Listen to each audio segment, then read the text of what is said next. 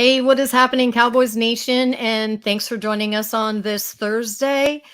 I hope everybody had an absolutely wonderful Christmas, and we have licked our wounds from that Christmas Eve game. Yeah, But here we are. yeah. It wasn't the greatest performance, but we got to move on. And we're here getting ready for the Detroit Lions on a special Saturday night game. So, Very special. We have a lot of things going on at that game, and we're hmm hoping that the hmm curse has finally been broken. yes, yes, If they could sacrifice Rowdy right before they put Jimmy into the Ring of Honor, I think all would I be think good. that would take all the curses away. That would be the Right. perfect evening, right? Right. So, but we'll kind of go backwards a little bit, and we're gonna break down a little bit of this Dolphins game and what was good and what was bad and what didn't just happen. Yeah, and honestly, like there were good spots and bad spots for both the offense and the defense, in my opinion. At times, the defense played pretty well. At times, the offense played pretty well, but at other times, the defense played bad. The offense played bad.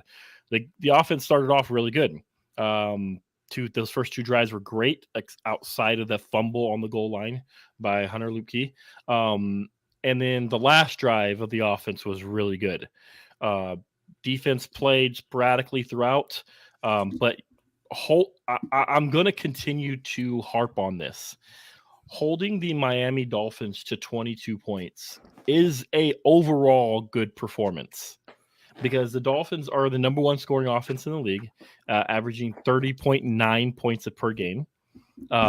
They have obviously we know about them putting up 70 points in a game against the Broncos. Obviously, that was more towards the beginning of the season, but they're still the number one scoring offense, and holding them to that 22, you feel comfortable. If you came to me before the game started and said we're going to hold the Dolphins to 22 points, I would have been like, awesome, we're going to win this game. Oh, absolutely. Not only 22 points, but only one touchdown scored. Yeah, With a healthy Tyreek on the mm-hmm. field. I Yeah, absolutely would have been okay, sure. We're going to take the W already. yeah, And I understand, like, towards that last drive and everything, they couldn't stop Miami coming down the field or anything. I just feel like they never should have been put into that situation, that yeah. it never should have came to that. And we had problems with two touchdowns. It didn't happen. You mentioned the Luke one. We've got Tony Pollard not reading the field well, and Not at all. going to the right and not going to the pylon. There was zero reason for that move. Well, it's not even just Tony Pollard not seeing the field well, in my opinion, but that is an issue. But it's Tony Pollard not finishing. Right. And on the goal line one, and then later in the game, I've mentioned this earlier this week. Later in the game, he had another one where he met the full steam, no slowing down, met the defender about a yard or a half a yard short of the first down and got stuffed, and just all momentum stopped right when he got hit and didn't get the first down. And And that it's defender was a corner. It cornerback. wasn't even a safety or a linebacker that got him. It was a Yeah. corner. And then the other one with Elliott on the goal line, stopping him right there on the half-yard line. Like, I mentioned this earlier too. Like, he didn't even get body-to-body contact and a big hit on Pollard to stop him. It was an arm tackle that stopped Tony Pollard completely and fully in his tracks.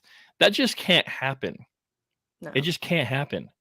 And there's something about Tony Pollard not being able to break tackles this year and getting stopped, all his momentum stopped by arm tackles, and just right when he gets hit, like, hey, boom, you're done. Your momentum's gone. You're not going anywhere. So it's really annoying. It's something that we've got to figure out, and Tony Pollard's got to work on, because there is definitely, I've heard it before, there's definitely seems like a lack of effort on Tony Pollard's part, in my opinion, and it's starting to show up in games like this. And there was questions about that last year too. And it was, is he tired? Can he not handle enough snaps? Anything like that? And I mean, he's gonna have to figure it out because at the minimum, we need him for 2 more games. Yeah. Now, and it's probably not boding well for himself that he's playing on a franchise tag with us. More than likely, he will not be a Cowboy next year. Yeah. And we're, in the way that this league is and the way they're paying running backs, is he going to have somewhere to go? He's not going to be getting that kind of money again. And Yeah, he's not the way he's performed this year, he's not setting himself up for a huge contract next season unless he goes absolutely bonkers these next couple of games and in the playoffs. right, right. He's just not. Yeah. So Especially when you've seen people drafted, like a chain and Roshan not quite as much, but Jamar Gibbs. I mean, we can go through the list of rookies right now that are doing really well, and some of them that were later in the draft. And why are you going to put a franchise tag or pay a guy $10 million when we can you go find grab one a in the guy? draft. Yeah, Absolutely. exactly. So that Miami game, it's unfortunate. We were hoping for the W. It just didn't really work out the way we wanted it to. But there were some positives, there were some negatives. Hopefully, we can build upon that and figure something out on the road because it's Right. not working on the road at the moment. Because I think we're going to finish. Well, we are going to finish with the losing record on the road now. There's no way we Mhm. can't. So we're going to have a losing record on the road. Right. I do have to do a huge shout out to Tank. I think that was a phenomenal game by him. Mm-hmm. He was one that I picked last week for my defensive player that I needed for this game, and his leadership is showing. I cannot be more happy with him right now.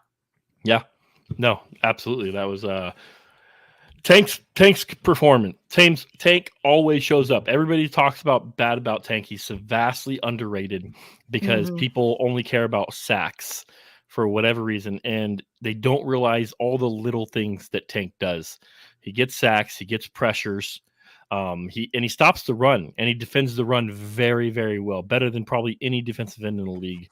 He's up in the top 3 of run defensive ends, and he doesn't get credit for it. He really doesn't. And his leadership, as you talked about, his leadership is always on display throughout the games.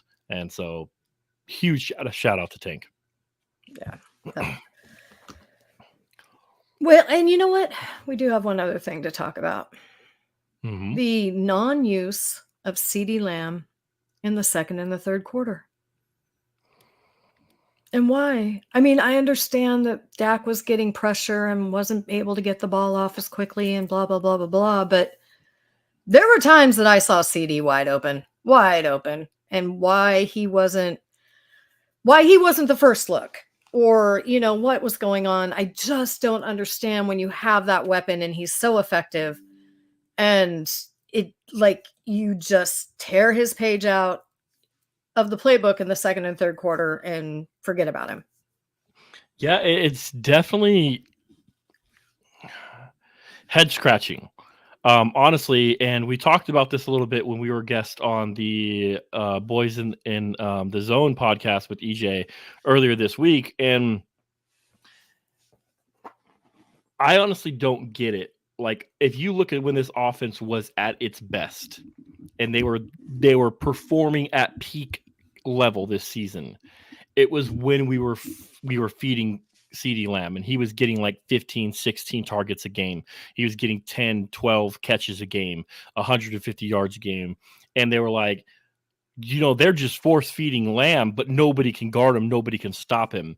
And then, as you said, that opened up opportunities for Ferguson. That opened up opportunities for Cooks, and it built on that. And we've kind of gotten away from that, I feel, in the last few weeks, where we're kind of spreading it around. Teams are making this playing this too deep shell defense on us, and we're trying to spread it around more, and it's not as effective. We need to get back to feeding CeeDee Lamb, having teams, okay, hey, they're going to feeding Lamb and they're killing us with Lamb.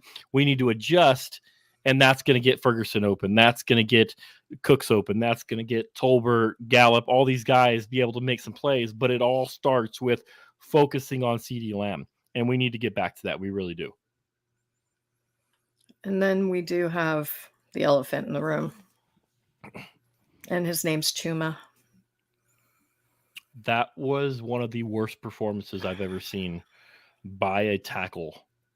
That pretty much forgot how to be a tackle. Yeah, and that includes Chaz Green. Yeah. Like, I was thinking about it, and I actually joked with a buddy of mine this week.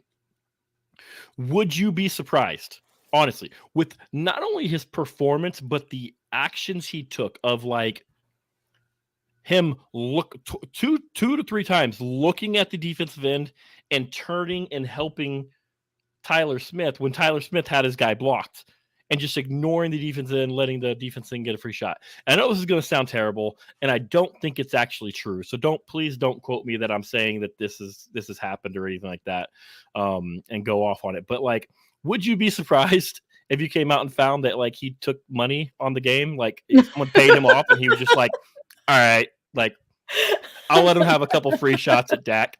Like, I mean, obviously I don't think it happened, but, like, would it surprise you with not only the way he played? If you just have a bad game, you just have a bad game. But the fact that you're like, okay, you're rushing, cool, go for it. I'm going to block over here. You almost hope, like, that's the reason that he's not that bad. You almost hope that is the reason. I can't explain it any other way. He mannequined at times, just like, okay, I'm going to freeze. I cannot explain it any other way other than, like, maybe this guy took a payoff. Right. Like, yeah. I don't get it, because nothing in my mind. I played football. A lot of you listeners, you guys probably played football. And could you think of any reason why, hey, you're the tackle, the defensive end is rushing, you turn and look right at the defense end, see him rushing, and you go, cool, man, go for it. I'm going to go over here. And there's no other reason I can think of that would say, hey, you know, I'm just going to let this guy run by me and get a free shot at my quarterback. I don't understand it. I really don't. Yeah, I don't. And I hope he never sees another snap for the Cowboys. I hope. If knock on wood, we'll talk about it later, but if Tyron can't go this week, or he can't go later in the season or in the playoffs or whatever, I'm done with Chuma. It better be Richards out there. Right. Plain and simple. I'm done with Chuma. Like, it can't be him as the guy that goes out there anymore. No, I completely agree. We're going to push that away. Make it not be here. It was bad. It was bad. Like, I was texting in the group text throughout the game, like, what is he doing? Like, I don't understand what he is doing. Like, I just couldn't figure it out. And I still can't figure it out. No matter how much tape I watch, or because sometimes you go back and you watch tape and you're like, hey, maybe I missed something. Maybe I don't remember it correctly. And you go back and you watch it and you're like, oh, okay, that makes a little bit more sense. This is what they were trying to do here. That one's still baffling. It doesn't make sense. I don't know why you would look at a rusher, look at him in his eyes, and just be like, yeah, you got to pass. Go ahead. I'm gonna turn this way and act like I don't see you. Good luck, like, Dak. Yeah.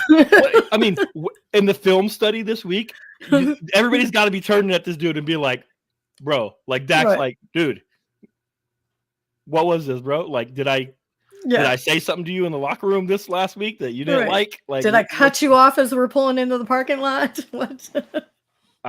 Yeah. I have no more words for it. So, well, we're going to put that one past us because, like we've discussed before, that was an AFC loss. Yes. It really does not hurt us that much. We technically still are in the hunt for the 2 seed at this point in time. Technically, if you want to get technical, it is still possible, even though slim, the margin is so incredibly slim, but it is still technically possible that the Cowboys could get the number 1 seed. But it is finite, very, very, very tiny. Right. So don't bank on that. Yeah. But the 2 seeds in play, and then of course the 5 seed we're pretty much locked into, as long as we don't get a 2 or 1 seed. Yeah. In fact, I almost feel like the wheels could fall off for the next 2 games, and we're still probably the 5th seed at this point. I think we might be, to be honest with you. I'll double check. Yeah, but and I honestly think the 2 seeds very much a possibility. The way the Eagles are playing right now, that our organization is falling apart. They have issues starting all the way from their head coach all the way down through their players, even to their security guard. Yeah. They have all these levels of issues, and it's starting to show on very many levels. So so we are locked into, from what I can tell, we are locked into the 5 seed, because the other ones right now that could possibly catch us in records are the Rams and the Seahawks, who we both beat. Right. So we have the tiebreakers over them. So pretty much we are locked into that 5 seed if we don't win the division. So we're locked into there, which is crazy. That we did it weeks ago too. Yeah, seriously. So let's get a little bit into moving forward in this game. And let's start off with the injury report that has came out. First let's touch on something, because the injury report's going to lead us into the Lions game, and we got some news. And I'm telling you right now, if you vote for this, if you're one of those people that get to vote, if this man does not get it this time, y'all done. You're done. Mm-hmm. You're done, because Mr. Darren Woodson, one of the greatest to ever play. I cannot express how much this man deserves to be in the Hall of Fame. He already deserves to be in the Hall of Fame. Oh, yeah. Like, the fact that he's not in is wild. Right. And it's not a very strong class this year. Nope, we have it right here.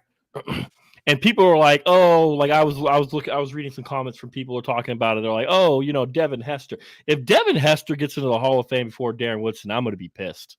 Oh, I'm right. Like, I get Devin Hester as probably the greatest return man of all time, but it's just a return man. Right. Like, right. Darren Woodson deserves to be in the Hall of Fame over a Devin Hester. Yeah. Absolutely agree. Absolutely agree. So it's time. And if not, I'm heading to Canton and I'm going to raise some hell. Honestly, there's some good names on here. Some guys I think that will eventually get in. I can't tell you. I can't really see who will get into the Hall of Fame this time. But like, this is a good list of people where I think a lot of these people will get into the Hall of Fame. But I don't really see a name. Maybe outside of Antonio Gates. Yeah, that's one stood out to me. And Reggie Wayne. That you can say, like, hey, these guys definitely deserve it over Darren Woodson. Like, other than that, I don't see a guy who I'm like, yeah, he deserves to be in over Darren Woodson. Yeah. So Darren Woodson definitely should make it. But a lot of these guys I think eventually will get in, like an Andre Johnson, or Patrick Willis, Fred Taylor. I think these guys are Hall of Famers and they'll get in. But if they get in this time, cool, as long as Darren Woodson's in my opinion. Exactly. Because, yeah. I agree. He's a Hall of Famer. Agree. So, voting people, Darren Woodson. Give him all the votes you can. So, okay, now let's go to the injury report, because we had a couple of questions answered. We have some that are still questions, and then we had one that was like, dang it, really? Yeah. And it's going to shake some stuff up for us. So, well, the very first one right there in the very top, Rico Dowdle, out already. Out. Yeah, I didn't even know he was that banged up. I knew he got like kind of nicked up in the game. I didn't know it was that bad. I didn't know it was going to keep him out for this game. So obviously that leaves us without a concrete running back too. Right. And the conversation, Malik has been elevated as much as he can. Yeah. The only way he could is that he's signed to the 53. So that has to happen by what, tomorrow? Yeah, I think because they so. play on And Saturday. then you got to figure out who you're dropping down. Who you're dropping down, and I don't think I wouldn't think they're gonna. I don't think they're gonna bring him up. I honestly think No. they're going to do a combination of mostly Hunter Luepke and then Deuce Vaughn, um, and Deuce Vaughn a very little bit, not a lot, but it's mostly going to be Hunter, and he's going to spill him sporadically. And to be honest with you, it might be a game for Hunter, and we can get into that a little bit more as we go through the games. But it could be, as long as he holds on to the ball, Right. it might be a decent game for Hunter to come in and try to show what he's going to do. I agree. So, and then Chuma ended up hurting his toe during that, Good. and rest him. He needs his rest. Yeah, we should just sit him for the Right. season. Just get him ready. Right. Fahoko, I mean, he's not going to be a factor or whatever. We'll skip right on over him. Hankins. Jonathan Hankins out. Yep. So we're going to roll without him one more week. I bet I'm almost wondering, because Washington's the next week, they are just resting him until game 1 of the playoffs. That's what I would do. us. I'm not bringing him back until the playoffs. Right. I'm just not. I'm not risking anything with that ankle being tweaked again. I'm saying, hey, rest yourself, get as fully healthy as you can. And then, we can bring him back in practice on everything like that. But I am sitting him out until that playoff game. I am not playing him. I'm making sure he is as healthy as can be. I agree. And then another shout out for somebody in that last game, Malik Hooker. Malik Hooker had a great game, a very solid game. It was evident that they missed him the week before with him being back. And it looks like he's back going and the ankle's okay. So that's fantastic. Yep. And then we have Hunter Luepke. It looks like he got a little banged up in that, but he's full. He's back. Thank you, because we'd be a little tight on that one. Tyron Smith has now gone from doubtful to questionable, which is good news for us, because I heard something to the effect of there has only been one player in the entire NFL who actually played when they were listed as doubtful, and that was Max Crosby. And that guy's an animal. So if anybody was going to go from doubtful to playing, it would be Max Crosby. Yeah. So, and then let's go. So it looks like we're go. Yeah, right. And he's full. He's off of IR, and now we've got some depth there. So. Yeah, and he's the one. He was part of the deal that shook up Cowboys Twitter yesterday. When they activated him, they cut Rashad Evans. And then we found out even more why Rashad Evans got cut. Yes, his arrest. We're not going to get too much into that, I don't think, unless Cam has anything to say about it. But I don't have any. He wasn't playing that much. He wasn't making an impact when he did play. It's not a big loss. It's a whatever. Like, honestly, it's a whatever. Right. And I do have a little message to these guys. Nobody cares about the weed, but have somebody else transport it. Yes. You've got a buddy. Let them handle it for you. Yes, the laws are stupid. It should be legal everywhere, but come on. What are you risking here? That's the thing. And I get it. I agree. It should be legal. Like, it's stupid. He shouldn't be able to be arrested, everything like that. I get it, getting mad at it. But also, like, it's still the law. Like, it's not hard to follow. Like, come on, people. Like, you might disagree with it. I disagree with it. Doesn't mean I'm going to be like, hey, I disagree with this, so I'm going to go do this.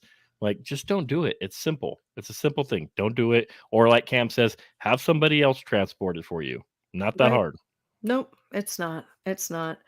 Now going through their injury report, are you seeing any name that really stands out to you that's out already? And we probably already knew that CJ Gardner was going to be Gardner one of the guys. Big one. Absolutely. Yeah. And he more than likely, and from what I understood and things that I went and listened to in the Lions podcast world, is that they did not expect him to be back for this game either. So, but are you seeing any other name that stands out to you? The only names are really, but they don't look like there's gonna. Taylor Decker, obviously, Frank Ragnow, and Penei Sewell. Penei Sewell's been full all week. Taylor Decker was full today. doesn't look like a huge problem. And then Frank Ragnow, it looks like he didn't go today, but it looks like it was just a rest day. So those are big names, but I think they're all going to be going. Yeah, yeah. So not the best for us. We would, Yeah, nobody wants to face a fairly healthy Lions, but yeah, it is what it is, shall we? Okay, hey, so we have a friend that showed up. we do. He's one of our favorite people, and we're gonna bring him in. Hey, LP, thanks for showing up with us. We're so happy you're here. I missed the first part though. So what's happening, guys? I got to make my voice a little deeper now that LP is here. He's got that golden tones. Now we just kind of went over a little bit of that Dolphins game that we want to put behind us and went through the injury report. We talked about the fact that Mr. Darren Woodson absolutely belongs in the Hall of Fame. Mm-hmm. So, and we sacrificed Rowdy before Jimmy goes into the Ring of Honor. So all curses are gone. I mean, I think the Darren thing's so long overdue. I know we talk about this a lot, but I still don't know how it took so long. Even like getting in after Dawkins seems just so wrong. Oh yeah. But you gonna piss off Eagles Twitter by saying that. And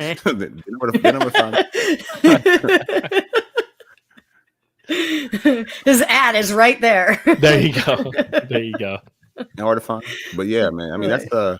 So I caught up with the Lions news too. I was surprised to see that Decker practiced today. That was a surprise. I thought he was gonna be out. I know I missed it. How you guys feel about Tyron Smith? I feel good. Just him going up to limited and being questionable, him practicing. I'm hoping we'll see what they come out tomorrow. See if they're gonna have a walkthrough tomorrow, right?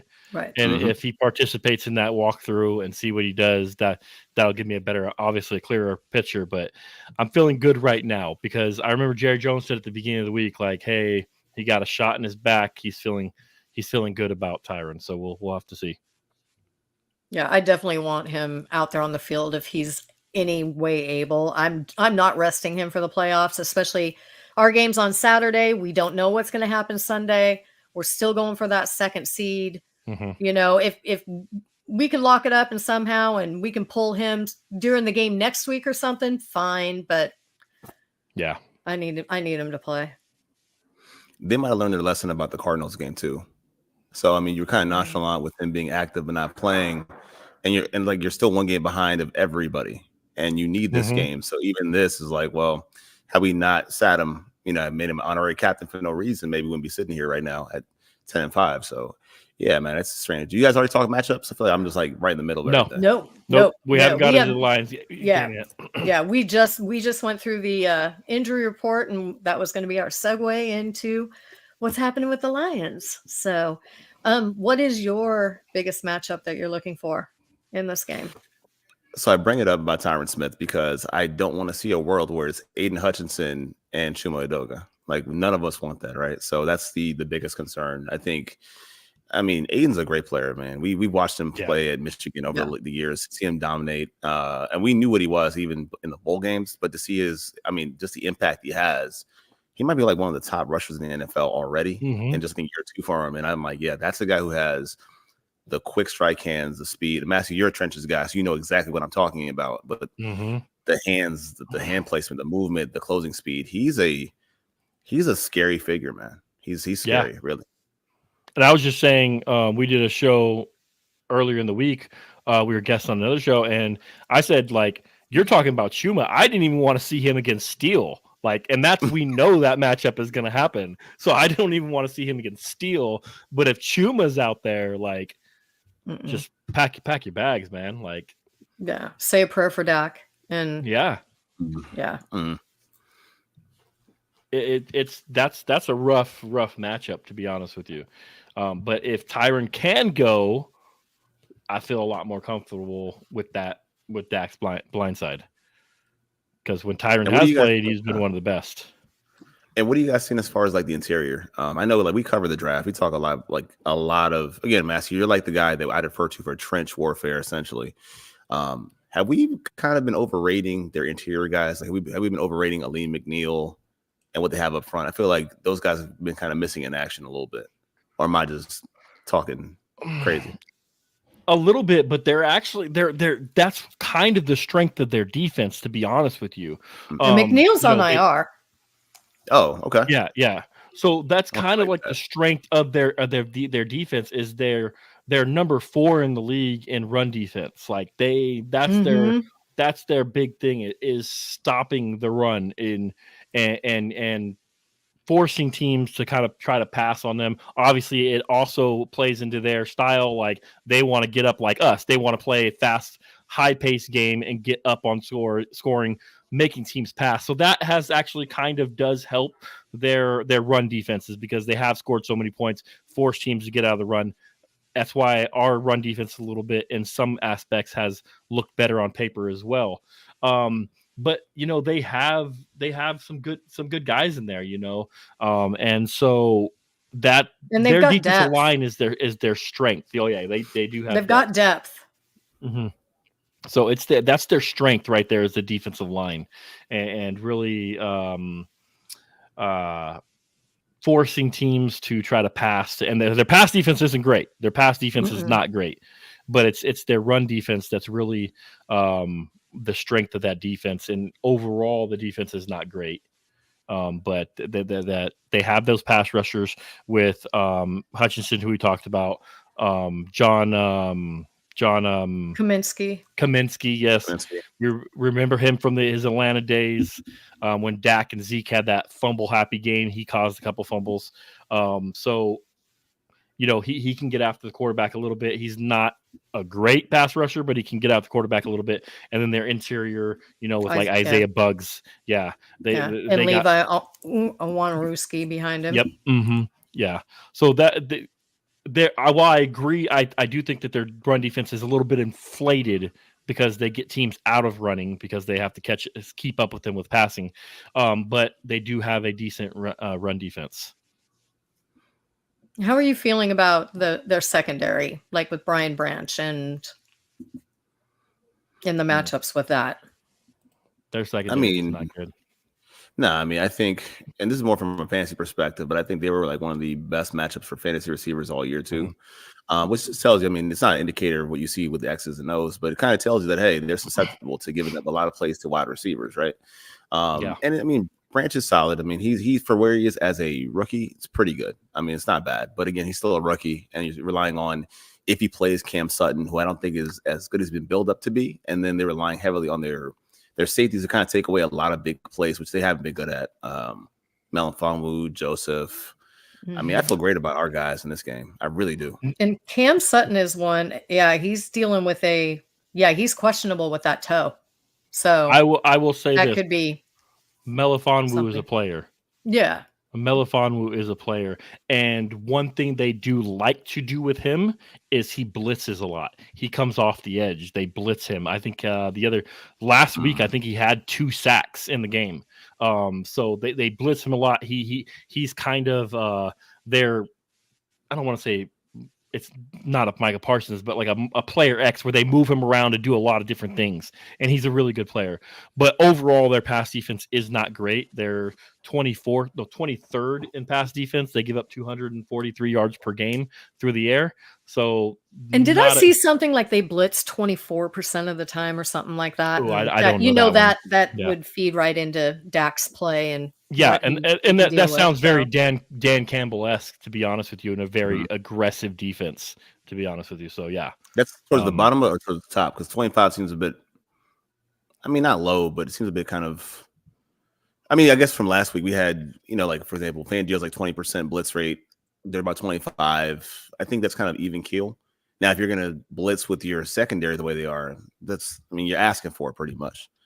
So I'm kind of indifferent, man. I know we'll talk more about how we feel about the team going forward, but I'm not too scared of their secondary at all, man. I'm feeling real confident with this one. Yeah, that's kind of how I was feeling when I was looking through it, and I went through and watched some that was going on with their game against the Vikings last week, and I would, putting some of our guys in there. I was like, this could be good.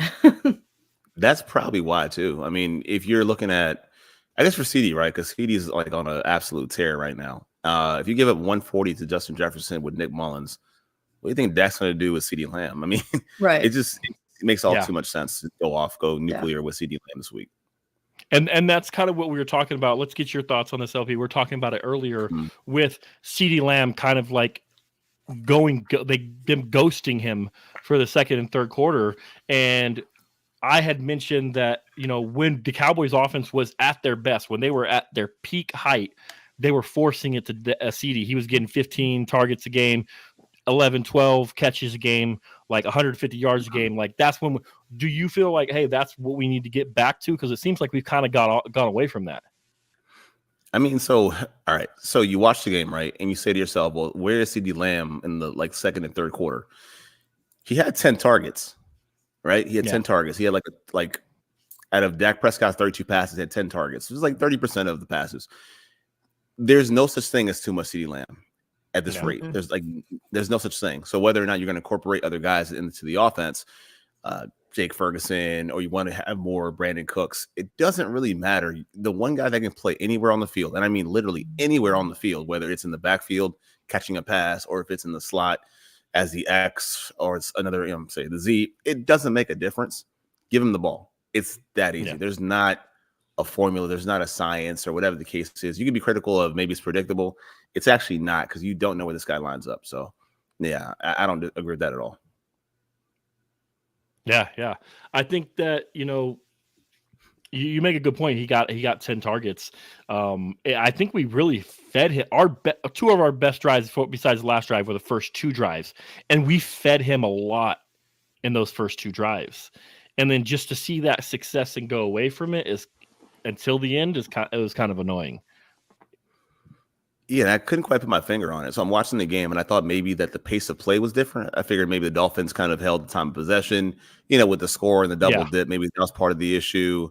It didn't feel like that, because I think we were about an even split with as far as time of possession as well. So I think, and the other part that threw me off was they didn't travel Jalen Ramsey. Mm-mm. So wherever CD went, if he went to the slot, he was having, I think, Kohu. I'm not sure who their slot guy is, but it wasn't Jalen Ramsey in the slot. So it's like, if you want to create plays to get him the ball, you could have. They didn't. Yeah. I mean, that's just one of those things. It's just unacceptable, man. It's inexcusable. But I mean, I'm sure they're going to figure this out. I mean, you have to. The secondary is right for the picking. Absolutely. So we kind of talked about their defense, our offense. Let's get in a little bit about our defense, their offense. That's the strength of their team. Are any matchups that you're looking at for their offense and our defense? Good or bad? Does it make a difference to you? Either one. Nope. Either one. Whatever one of each. Yeah. So on the good side, I think that we're going to do pretty well with Laporta. I don't think there's been a tight end who killed us this year. I mean, if I'm wrong, tell me now. But I don't. No. I don't think. And they murdered us last year. Maybe Kittle, but. Yeah. Okay. That's fair. Yeah. That's fair. I'll give you that's one. pretty fair.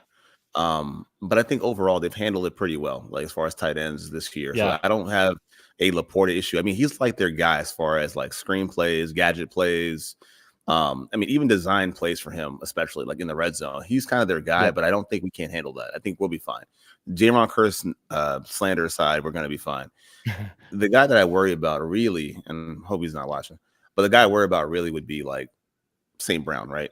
That's kind of the main event there. And it's not because he's a vertical threat. It's that he really can carry his dig routes across the field. He's a guy who's hard to run with and harder after the catch to tackle. So you think about Stephon Gilmore, Deron Bland. Can you be on the spot for this guy? He's probably one of the most underrated great receivers in the league right now that no one talks about. Absolutely. Detroit. I think he's fifth in yardage right now too. And he's nobody's really talking about him. I just think he's in Detroit, and maybe the name has something to do with it. I have no idea. He's not a name he's not a household name, but I feel like he should be. Not yet. And he definitely should be with the name Amon Ra. Right. Like he's one of your homeboys, right? Huh? He's one of your homeboys, right? Yeah, from USC. Yeah. See, there we go. So he had there was a big thing about them, and I like back in the day when he was at USC. His brother Equinemius was at Notre Dame, and they have What's wait, pause. What's his brother's name? Equinemius. Equinemius St. Brown, Amon-Ra St. Brown, and they have they have a younger brother who was at a college, but it was a lower name college, and I don't remember exactly what his name was.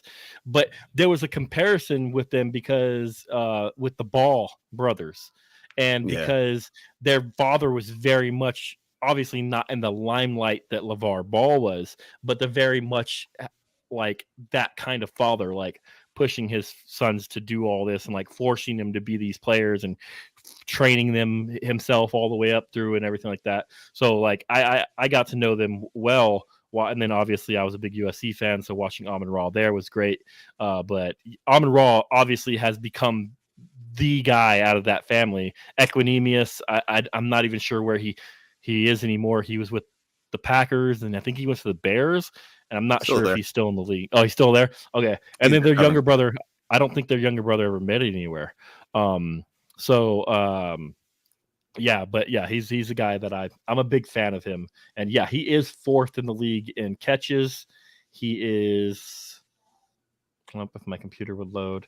He is 5th in the league in receiving yards, 8 touchdowns. He's having an outstanding year. Mm-hmm. So that is a threat, and that is something that we've talked about a lot on this show. LP is Gilly, how great Gilly has played, and I give him credit. He's a savvy veteran, but we know that he has a lot. He's not as fast as he used to be. Like it's age. Like Father Time always catches up side to side, and it's the crossing routes where he can't carry somebody across the field, and Amon-Ra does that very well. And so that is a little bit worried because obviously our guys don't travel. They stick to their sides. And so if Amon-Ra is carrying Gilly across the field, we got to make sure Malik Hooker's got to be on his game, to be honest with you, to help out with those. And the good news is he was last week. Yeah.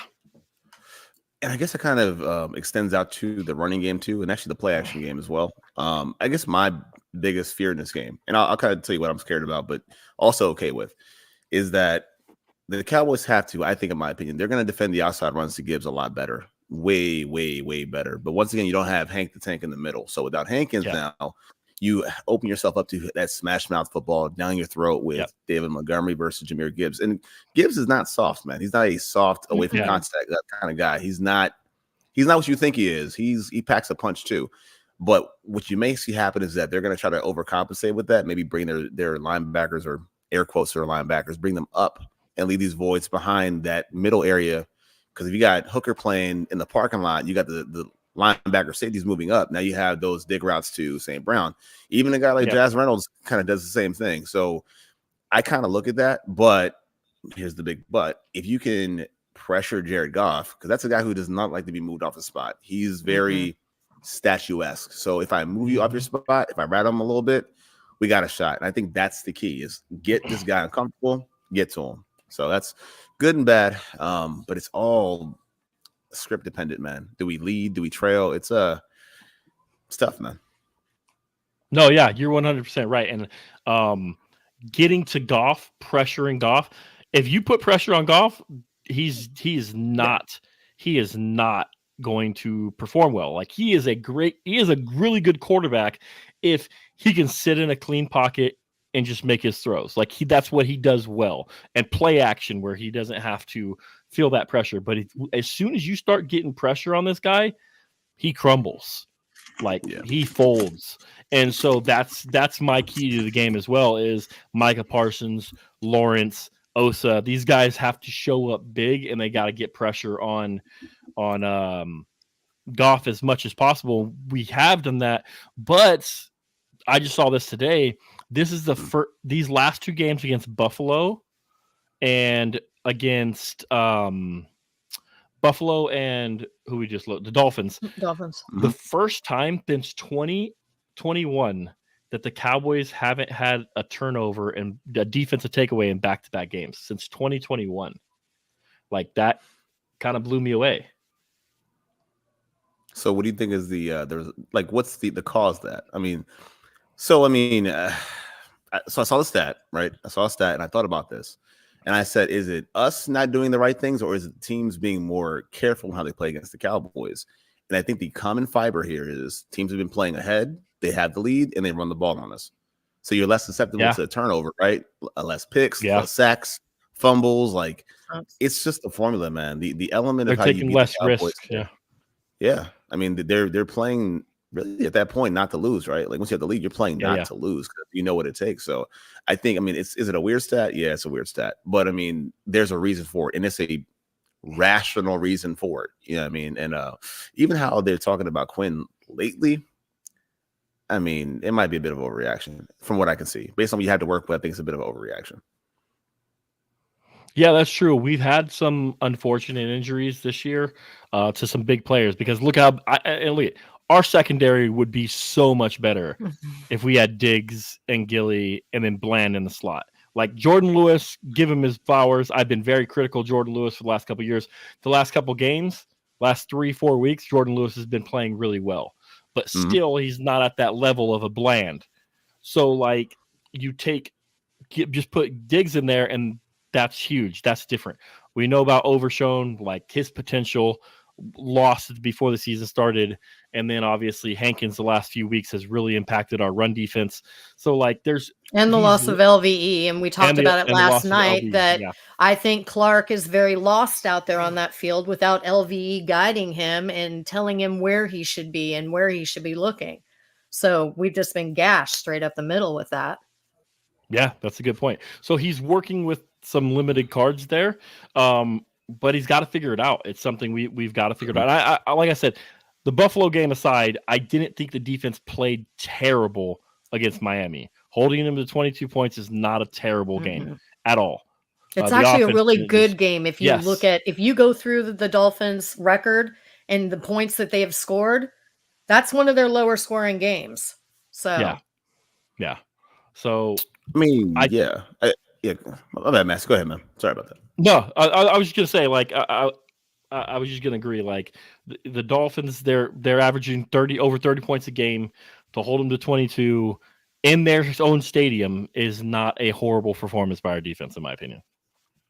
Nah, man. I mean, if you're holding this team to 50-yard field goals and they're making them, I mean, what can you do? Like that's and of course their kicker, who has never kicked one that far, is gonna do it against us in this.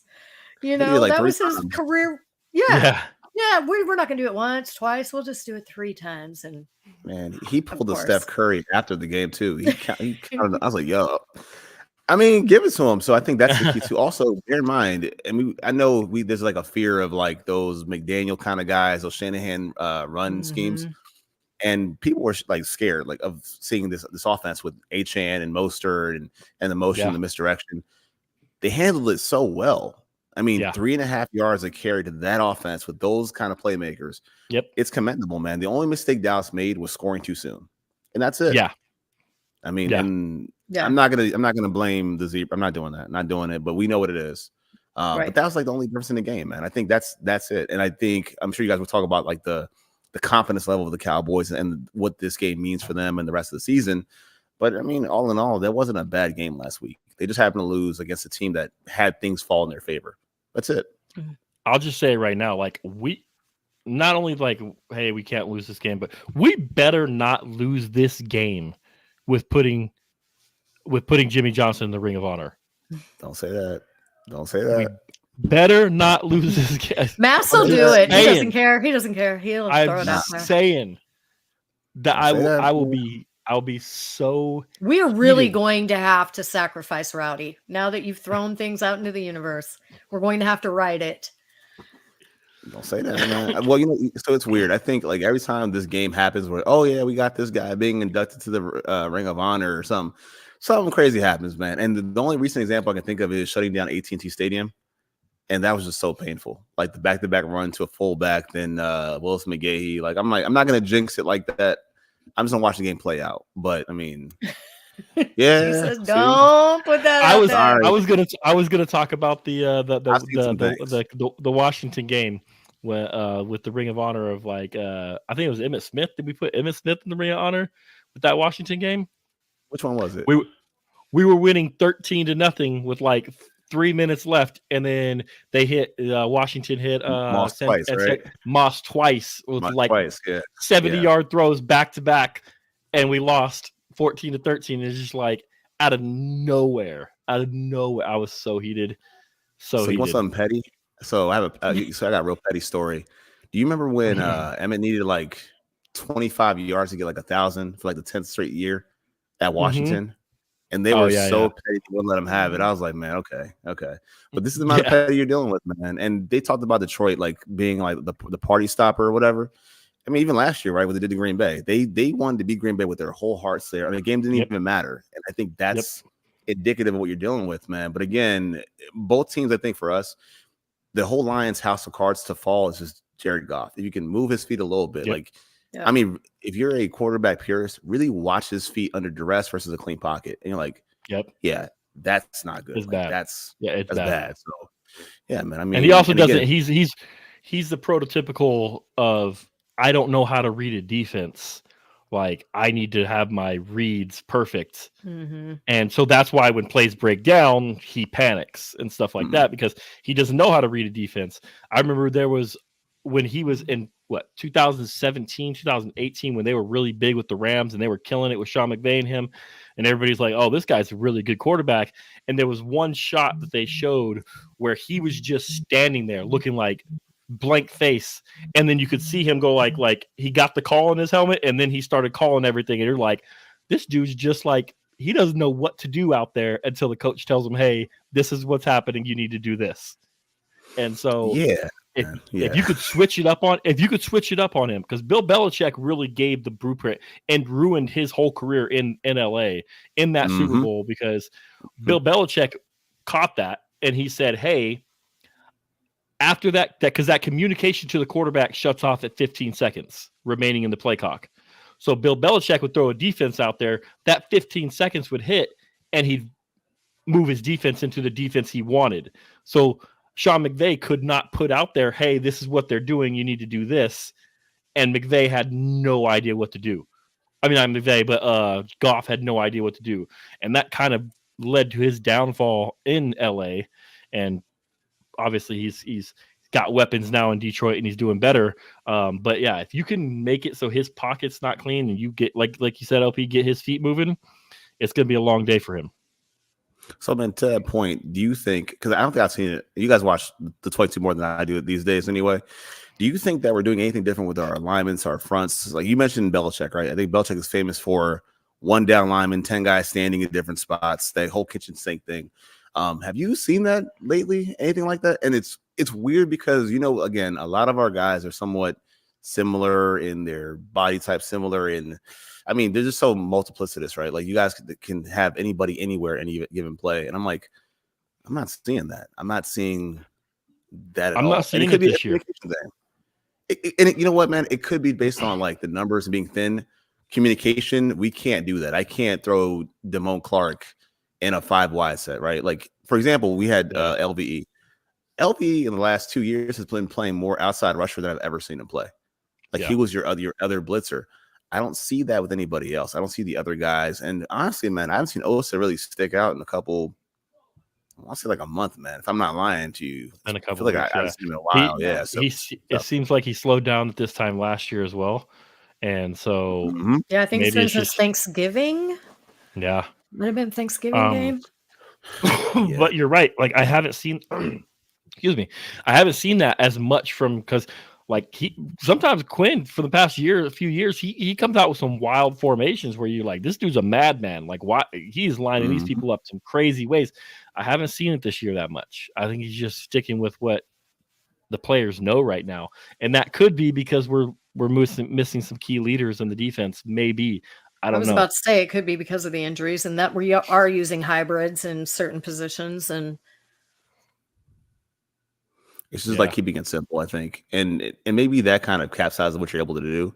But again, the formula is easy, man. Like if you're going to be playing against 220-pound safeties, obviously it's sort of to run the football. I do think that we're scheme specific and we're, again, game script specific. Like you're ahead, give them hell. You're not, and you have to compensate. I can't And again, man, it's always about the personnel, man. Like your guy Brian would say, not the X's and O's, but Jimmy's and Joe's, right? I think that's a big part of the conversation. And how you compensate for that is by kicking teams' ass in the first quarter and on the first drive. And Massey maybe taking the ball to start with, which I know we hate that, but that might be the way, man. I think it's a coaching aspect, and it's more complementary of the offense and the defense. So appreciate it, EJ. Appreciate you stopping by, listening to the show. Let's get into some predictions for this game. And LP, we'll throw you out, and we'll have you throw your predictions out first. Unless you need to think about them, just let us know. First one is we want a defensive star of the game. Who's good for the Cowboys? Who's going to be that guy that pops out and who's going to make the plays to try to change this game? I'm going with the interior of this one, man. I feel like it's going to be a guy. Why not Osa, man? It's been a while. His quickness, again, a quarterback who's stationary, they hate pressure up the middle. So that's the guy you need to disrupt and impact right away. So if you can get a step on him inside, I'm feeling Osa in this game, man. Maybe a sack and a half. He's the guy, man. It's always like that. I bag on a guy, then he goes out there and kills it. So let me go with Osa. All right, Cam? I am rolling with my man Tank again this week. That's a good because pick. of that going on that outside. It's going to create that pressure that we've talked about that Goff can't handle. And so week number 2 for Tank rolling. I'm going to go, and our buddy Dan is not going to like me, but I'm going to go with Jordan Lewis. And the reason is because I think he needs to have that game out of that slot, because we talked about him already. Amon-Ra plays a ton of snaps out of that slot. And so when he goes into that slot and he tries to, make that matchup, we need Jordan Lewis to come up big in those plays, especially on third downs and stuff like that. Get off the field. That's what we struggled to do against Buffalo really bad. We just could not get off the field. So I'm going to go Jordan Lewis, make some big plays, gets us off the fields, continues his streak of some good defensive games. Okay, so let's go offensive star. LP? Give me Ferguson, man. Give me Ferguson. I think he took mine. Did I? Yeah, it's good. It's all good. Earlier, but we good. Yeah, we do that. We steal each other's all the time, so it's fine. Stop sharing notes, man. It's not good for you guys. But I think really, because if you think about who's been kind of dominating the target share outside of Lamb, it's been Ferguson. Still, I mean, he had 8 targets last week. They weren't quality targets because the red zone was an issue again once more. But he's the guy who's the X factor. He's a difficult matchup. He's got catch and run ability as well. Very athletic, and he allows the Cowboys to kind of play down the dirt. And he's kind of a mean guy, right? Like, he can impact the game in the blocking game, the pass catching game. He's just a good overall talent, man. He's gonna make a play. You're like, damn, like it's gonna happen, man. That's just who he is, man. He's got that real tough Barry Alvarez DNA, literally. So that's my guy, man, Ferguson. Cam? Well, it's no longer Ferg. You know what? We're going to just roll with the exact same one as I did last week. And we're going to see some Brandon Cooks out there. And, like we said, this secondary can be had. They may be looking a little bit more at CD. So we're going to see some speed. I was sure one of you guys were going to go CD just because we're talking about, hey, we need to feed this guy more. We need to feed guys more. But I'm going to go a little outside the box again, and I'm going to go with my guy, Hunter Luepke. I knew it. I knew you were. And let me tell you, this is going to be a hard, like I said, they have that defensive line that is good against the run. And I think that Pollard's going to struggle a little bit. And with Rico down, a lot of these short yardage goal line backs, they're going to be looking for Hunter to make these plays. And if you remember in that first drive, I think he converted two short yardage plays with ease. And then the touchdown, even though, he dropped the ball, he didn't lock that ball in, but he went into the end zone easily. And so if he would have actually had the ball, it would have been an easy touchdown. So I think he's going to make some key conversions late. And even he's a guy that can sneak out of the backfield. Yes, outside the box for me. But he's a guy that can sneak out of the backfield and catch. He has nice hands. So I think he might be a little bit of a safety blanket for Dak a couple times in the game. So I'm looking for Hunter to make up for that fumble last week in Miami and have a decent game here on Saturday night. Okay. One So, thing, man. Yeah, Sorry, go ahead. one thing I'm gonna ask you. Is anyone worried about our third down pass blocking from the backs? Yes. I'm worried about our blocking period, man. Right. Like, honestly, like I'm worried about our blocking period.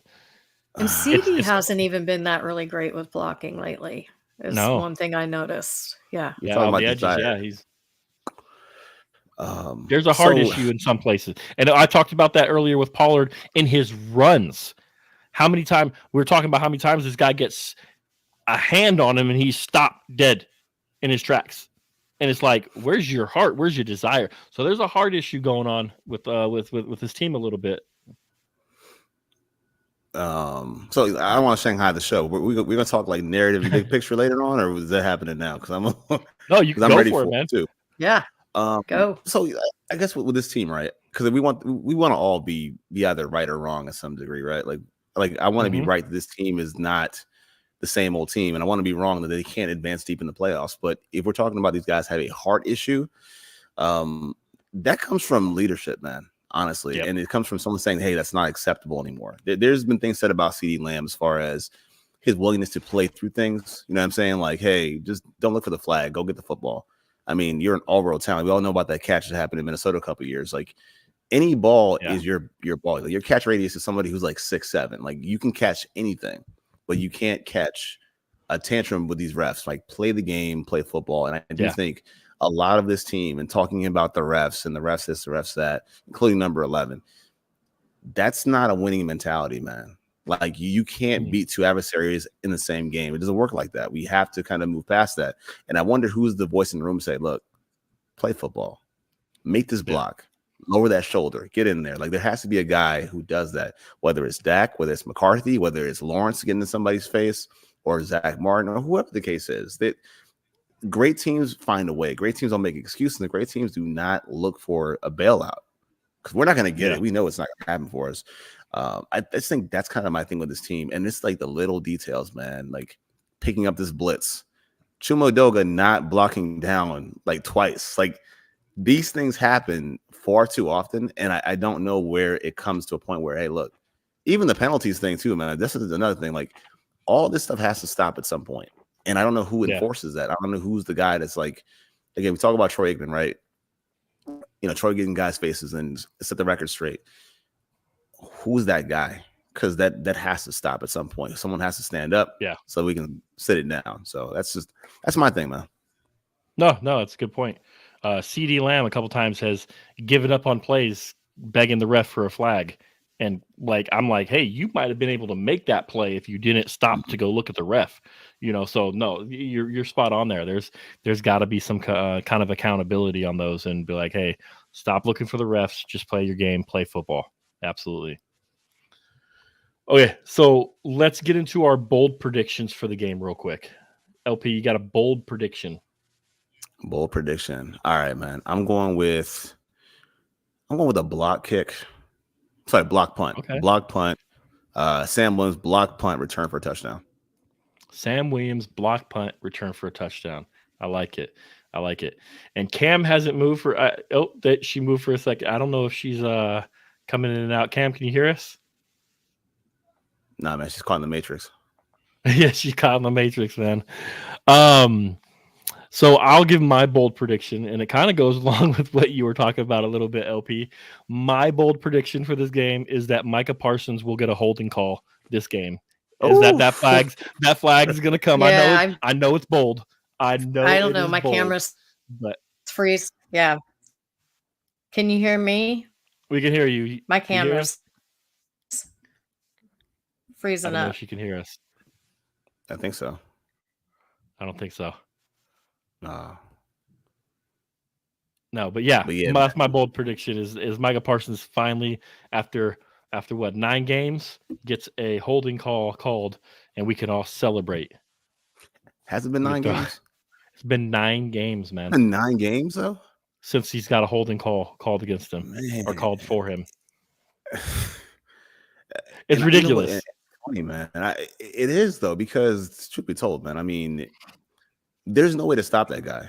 And then, like we've been watching football for so many years, like I mean, a long, long time. And I've talked about like even now, guys are getting going to Hall of Fame, the Freeneys of the world, the DeMarcus Wares.